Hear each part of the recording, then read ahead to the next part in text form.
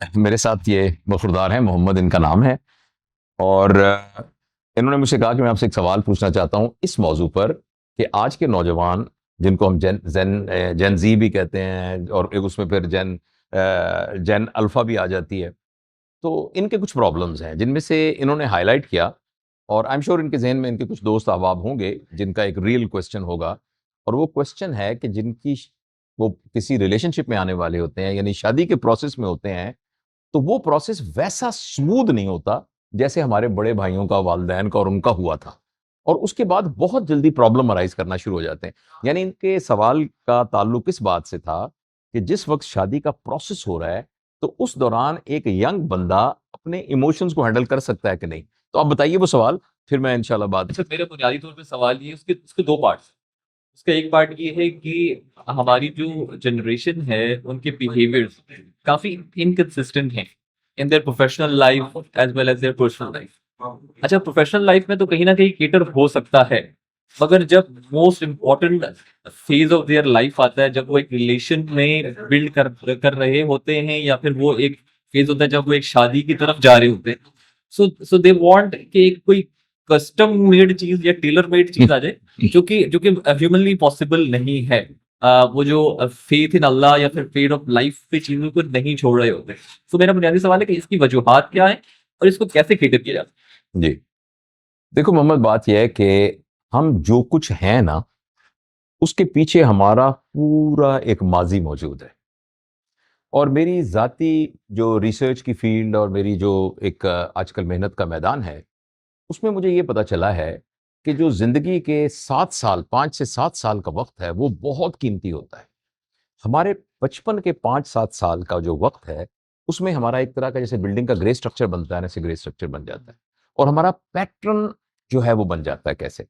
अच्छा, अब बाद में अच्छे यूनिवर्सिटी में गए, अच्छे स्कूल में गए, आपने खुद किताबें पढ़ी, अपने आप को चेंज किया, तो वो ऐसे होता है जैसे आपने उस बिल्डिंग के अंदर पर्दे नए लगा दिए, आपने उसमें ये किया कि उसमें पेंट अच्छा कर दिया, लेकिन जो उसका ओरिजिनल स्ट्रक्चर है, वो चेंज हो सकता है, मैं ये नहीं कह रहा नहीं हो सकता, मगर उसकी विंडो बहुत छोटी होती है। बदकिस्मती से या इंसिडेंटली आप कह लें, 90% ऑफ पीपल अपने उसी पैटर्न के ऊपर जिंदगी गुजारते हैं जिस पैटर्न को उन्होंने 5-7 साल की उम्र में बना लिया होता है। तो अब आप ये देखिए, अच्छा, और वो पैटर्न कैसे बनता है? वो पैटर्न बनता है उस डेटा की बुनियाद पर जो बाहर से आ रहा होता है। आप जब अपने आप को मुझसे कंपेयर करेंगे, या मैं अपने आप को अपने वालिद और दादा के साथ कंपेयर करूंगा, तो हमारे दरमियान जनरेशन गैप के लिए कम से कम 60 साल का वक्त होना जरूरी था। जिंदगी में कोई इवेंट होता है ना बड़ा, जो कि पूरी जिंदगी दुनिया के पैटर्न को चेंज करता है, उसमें 50 साल लगते थे। और अब अगर आपके घर में एक आपका भाई है जिसकी उम्र 5 साल है, एक और भाई है जो आज पैदा हुआ है, और एक आप हैं, और आपके वालिद भी हैं, और आपके दादाजी भी हयात हैं, तो आपके घर में 6 नस्लें रहती हैं। क्योंकि 5 साल के बाद उतनी देर में दुनिया में ऐसा कुछ हो जाता है कि जो कि हमारे सोचने के सारे पैटर्न को चेंज कर देता है।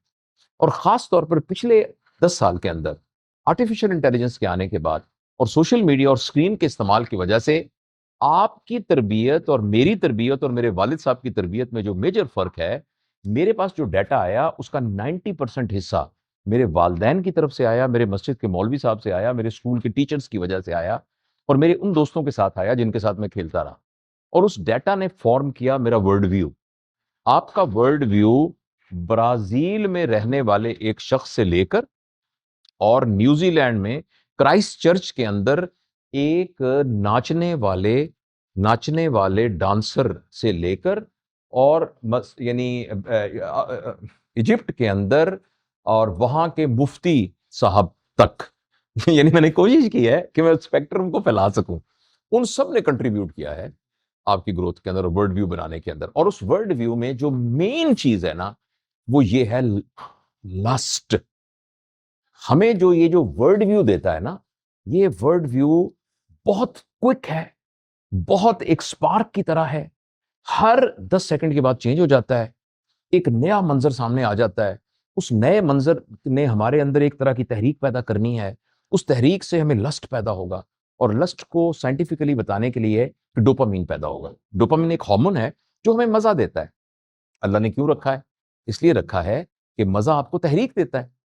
अगर मजा हो, देखें आप, यहां सब एडल्ट देख रहे होंगे, सेक्स के साथ मजा क्यों है, और एक्सट्रीम का एक ऑर्गेजमिक प्लेजर क्यों है?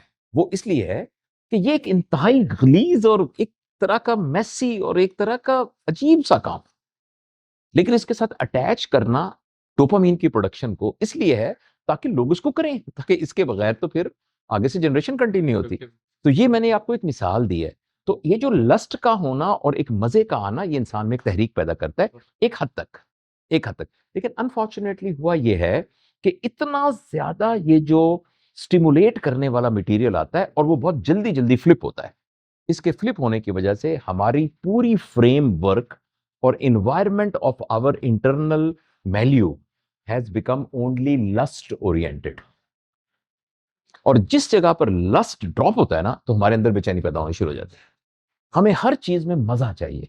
फिर आप इश्तिहार देखिए, इश्तिहार देखिए कि मीठी गोलियां, आप कोई भी इश्तिहार देख लीजिए, उसके अंदर आपको लस्ट का एलिमेंट नजर आएगा। हर चीज में लस्ट का एलिमेंट नजर आएगा, जितने इश्तिहारों का। तो इर्द गिर्द हमारे जितनी चीजें बम्बार्ड कर रही हैं ना, वो सारी की सारी एक्चुअली हमारे अंदर डोपामीन सर्ज को प्रोड्यूस कर रही है, डोपामीन सर्ज को प्रोड्यूस कर रही है। रिलेशंस ऑपोजिट टू दैट एक और हार्मोन से गवर्न होते हैं, दो और हार्मोन जिनका नाम सेरोटोनिन और ऑक्सीटोसिन है। अच्छा, ये एक्चुअली है सेटिस्फैक्शन के, हैप्पीनेस के, ब्लिस के, पीसफुल होने के हार्मोन्स। ये है मजे का हार्मोन, एक्साइटमेंट का हार्मोन। अब एक बंदा बना ही एक्साइटमेंट से, उसकी खुराक ही एक्साइटमेंट है, तो रियल रिलेशन के अंदर तो तहम्मुल चाहिए, ठहराव चाहिए, माफ कर देना चाहिए, किसी को इग्नोर कर देना चाहिए, किसी को कॉम्पनसेट कर देना चाहिए, किसी के साथ एडजस्ट होना चाहिए।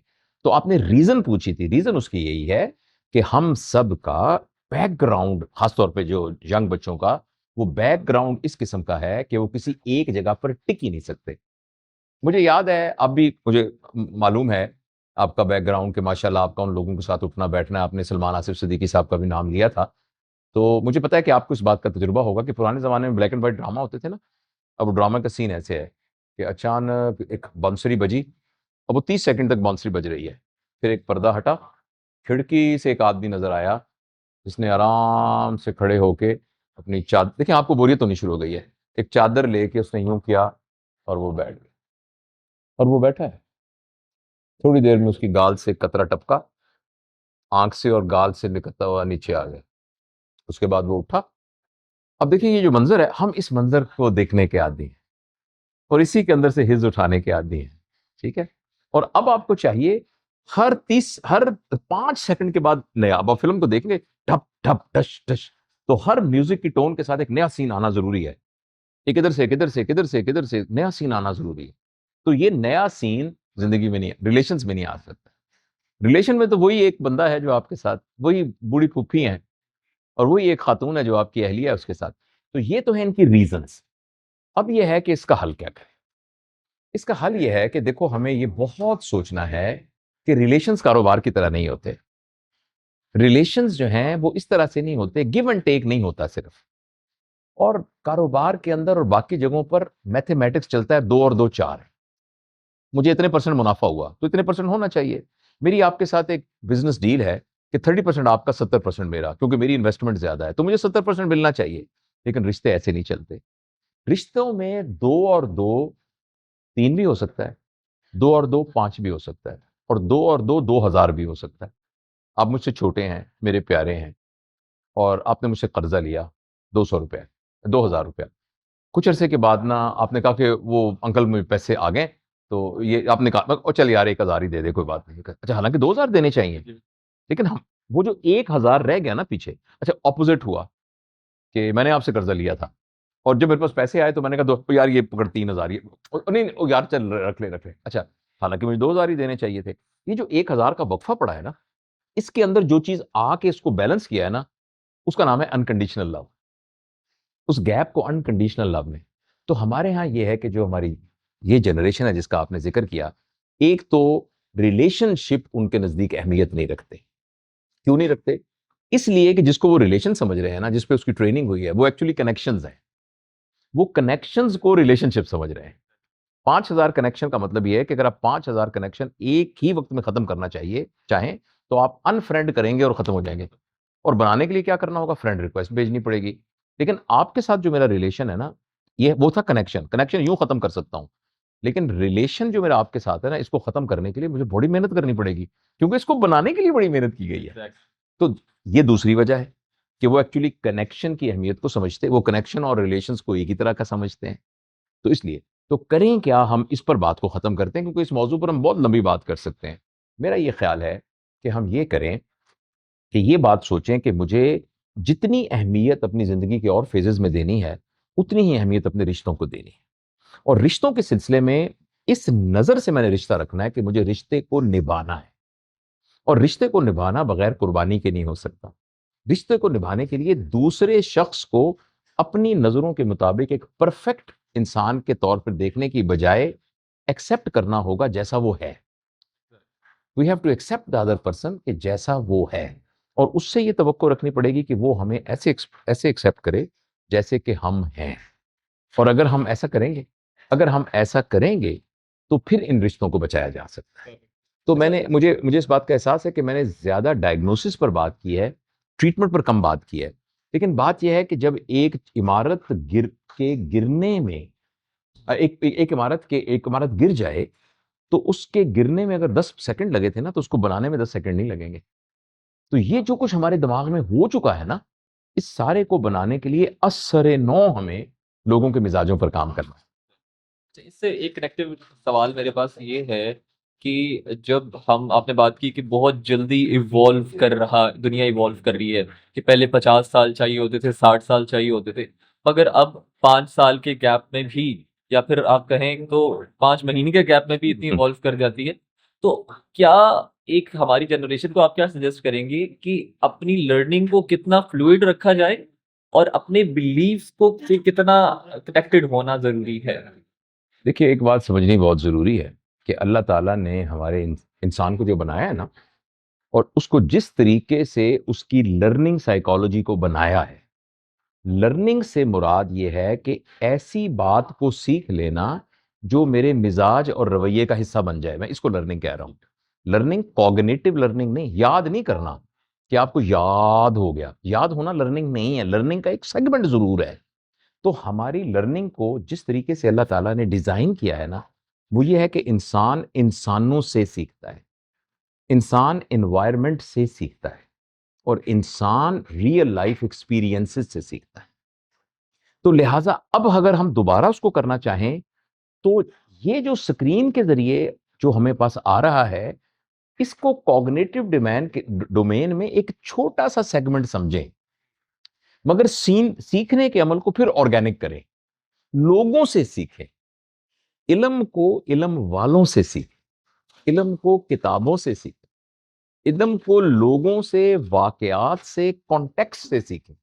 तो जितना हम नेचर के करीब अपने आने वाली नस्लों को करेंगे और लर्निंग एक्सपीरियंसेस को कंटेक्चुअल बनाने की कोशिश करेंगे, लोगों के साथ मुतल्लिक करेंगे, रिश्तों के साथ मुतल्लिक करेंगे, उतना ये वापस आ जाएगा उस फेज में जिसमें उसका ह्यूमन पना जाया नहीं होगा। देखो, वी आर ह्यूमन बीइंग।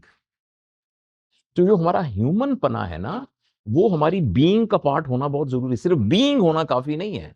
ये तमाम चीजें हमारी बीइंग को एड्रेस कर रही हैं, लेकिन साथ साथ at the cost of losing our humanhood. तो लिहाजा हमारी ग्रोथ वैसे ही होनी चाहिए जैसे पौधे की ग्रोथ होती है, यानी ऑर्गेनिक ग्रोथ।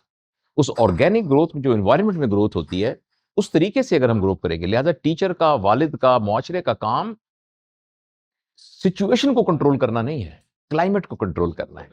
इसमें इसमें एक और क्वेश्चन थोड़ा सा दो लंबा हो रहा है, लेकिन मैं आपसे कोई नहीं, सवाल कोई नहीं। क्योंकि ये बड़ा ही इंपॉर्टेंट सवाल श्योर। होगा कि जब आप कुछ चीज सीख रहे होते हैं या आप कुछ चीज देख रहे होते हैं, और उसके लिए बड़ा इंपॉर्टेंट है कि आपका अपना देखने वाला लेंस भी साफ है, ठीक है? तो उस लेंस को वो प्योरिटी वो कैसे, वो कहाँ से ली जाए? और वो देखिए, ये कैसे जो लेंस है ना, यही तो वो तरबियत है सारी। इसी को तो हम एपिजेनेटिक फैक्टर्स कहते हैं। ये जो, जब हम पैदा हुए थे हमारा कोई लेंस नहीं था। कभी आपने बच्चे को देखा है? छोटे बच्चे को, शोले को देख के वो ऐसे करेगा, फूल को देख के भी ऐसे करेगा। इसको तहय्युर कहते हैं, हैरत कहते हैं। ये जो हैरत अंदर मौजूद होती है, ये उस चीज के बारे में होती है जिसके बारे में हमारी कोई पहले से प्री कंसीव्ड राय ना हो, और हम बायस ना हो। तो लेकिन आहिस्ता आहिस्ता हमारे ऊपर ये बायस आना शुरू हो जाता है, और इस बायस को हम तरबियत कहते हैं, तालीम कहते हैं। देखे ना, एक लेंस है ना जो मुझे मुसलमान बना देता है, और एक लेंस है कि दो मुसलमानों में से एक को बरेलवी बना देता है, एक देवबंदी बना देता है, और वो आइंदा जो उसके पास डाटा आ रहा होता है उसको देवबंदी लेंस से देख रहा होता है और बरेलवी लेंस से देख रहा होता है।